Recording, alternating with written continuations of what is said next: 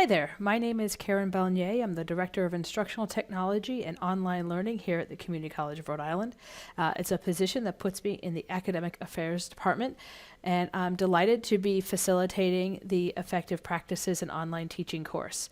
I want to start week one with a brief overview of the backwards design philosophy and why I'm using this as the cornerstone or the through line of this teaching practices course. So let's go ahead and get started. So a little bit about me, and perhaps this will give you a sense of why I care about this or why I've adopted this approach. So my background is in psychology and in educational technology. Prior to joining higher education about 10 years ago, I spent a lot of time in the museum field developing programs, looking at research on teaching and learning, and doing exhibit development. And a lot of the practices in exhibit development share a lot of commonalities with instructional design, and in particular in this backwards design model. I've also been, prior to coming here, I was the Assistant Director of Online Education at Johnson & Wales. I've taught online, and I've presented on faculty support, course development, and this design process at conferences and workshops. So what is backwards design? In short, it's really looking at identifying where you want to be and then designing backwards to make sure that you get there. Maybe it's just the food background in me, but I like the idea of thinking about it as a cake, that you don't start off by saying, well, I'm going to make a cake, and then start figuring out what cake it's going to be as you go through the process of making it. Generally, you want to start with, what kind of flavor is it? What kind of icing goes on it? Who's it for? What's the audience? What does it need to look like? What ingredients do I need to make that happen? And you put all those pieces in place before you go ahead and start with the cake. So that's why I thought this image did a nice job of talking about starting with the cake, working backwards for how do you know if it's a good cake, and then planning your approach to the cake. I also like to use the phrase objective-driven design, meaning that this is really about ensuring that your courses are fully aligned with your course objectives.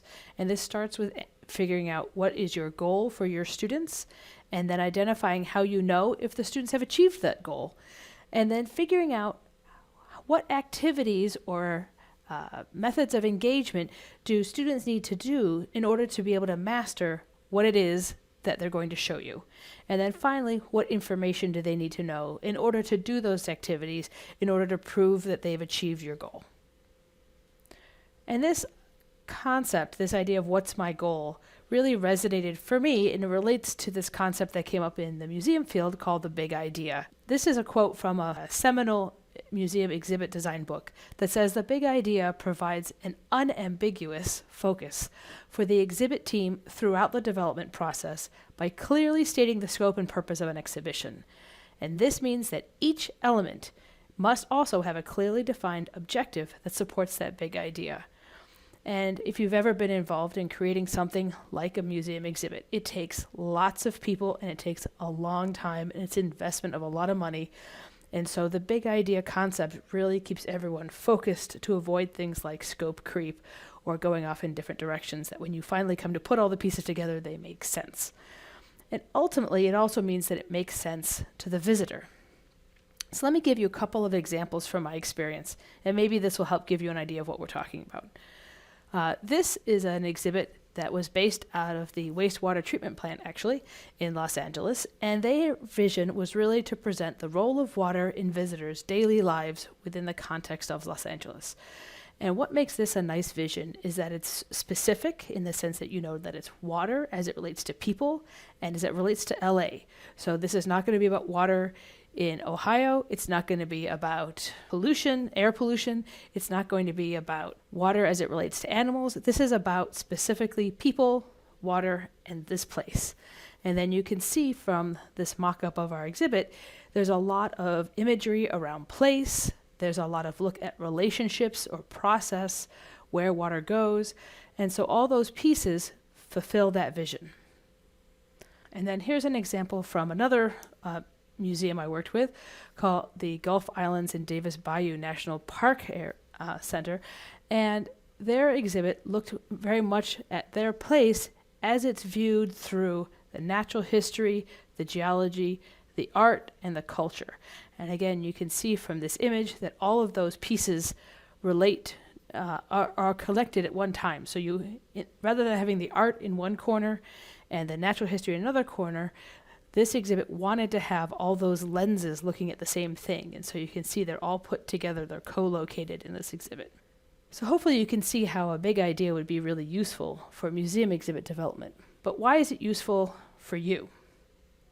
So if we take that famous Bev Sorrell quote and just tweak it a bit for higher education, it reads that the big idea provides an unambiguous focus for you, for faculty, throughout the development process of your course by clearly stating its scope and purpose, and the same idea that all the elements in your course support that big idea. So here's a few examples from courses that I've worked with on big ideas. So this is an environmental science course. It's a 1,000 level course. And the big idea for that course was to use students' own observation and interpretation, so bringing them into the class, to identify and find the relationships between actions and consequences between the social, economic, and scientific aspects of sustainability. This idea of actions and consequences was really core to how this person wanted to build their course. And you can imagine that this might really give you some guidance as to what kind of articles you might read, what kind of assignments you might give, and the fact that he wants the students to be actively engaged through their own observation and interpretation really helps kind of give you a sense of what this course is going to be about. So to look to another discipline, this is more of a practitioner discipline of public facility administration, and this was a 4,000 level class where they were ready to go off to find jobs. And in this class, the whole purpose of the course, the vision for the course, was to experience. So again, putting the student in the course and active, experience the different aspects of facilities management in a very practical sense, so that when they graduate, they had a direction, an area of interest. And so the key words here might be experience and practical and different, so that you're really getting a chance to see lots of different components. And then finally, one of the ones I thought was poetic almost was an abnormal psychology class. And in this class, the vision was that mental illness impacts us all. It is you and me, and that empathy is the key. And again, this involves the student. You can see the student's role in this, but I think if you consider how courses like abnormal psychology might be taught, if you're following a textbook without a vision to help guide you, often there's a chapter on this psychosis or this type of behavior, and that's fine, but that wouldn't be a good match for this course, where she was saying really what she wants to talk about is that social impact of mental illness. It still went through all the required diagnoses, but it did so within this context of what it's like to live with this disorder, or what it's like to live with people who have it, or what its impact might be, to really build that social component. So in this first week, I'm going to be asking you to take some time to really reflect on your course, what might be your big idea.